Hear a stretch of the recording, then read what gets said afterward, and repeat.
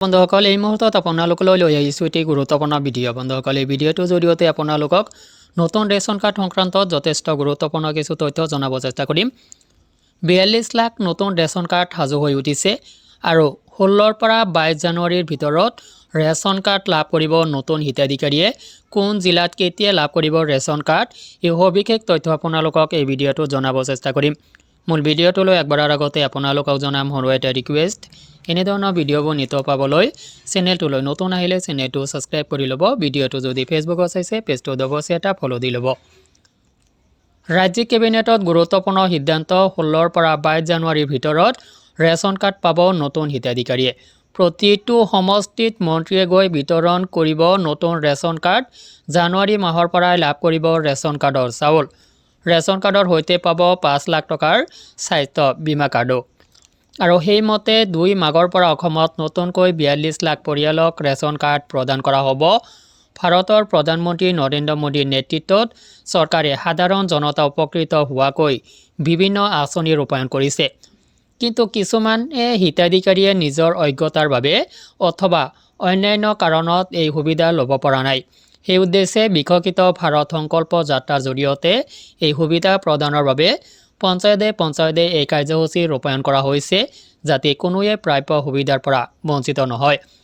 তদুপৰি অহা 2 মাঘৰ পৰা অসমত নতুনকৈ 42 লাখ পৰিয়ালক ৰেচন কাৰ্ড দিয়াৰ ব্যৱস্থা কৰা হ'ব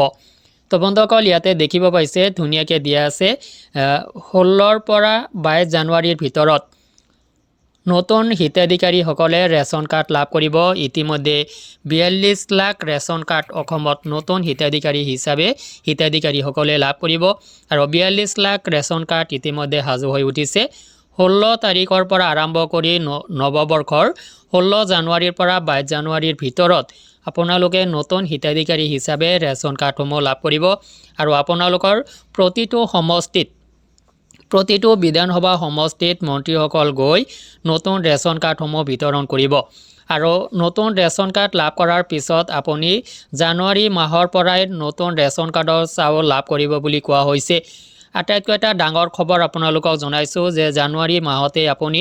নতুন ৰেচন কাৰ্ড লাভ কৰিব ৰেচন কাৰ্ডৰ নতুন হিতাধিকাৰী হিচাপে আপুনি জানুৱাৰী মাহৰ পৰাই আপোনাৰ ৰেচন কাৰ্ডৰ চাউলসমূহ লাভ কৰা আৰম্ভ কৰিব আৰু ৰেচন কাৰ্ডৰ হৈতে পাব আপুনি 5 লাখ টকাৰ স্বাস্থ্য বীমা কাৰ্ডো আৰু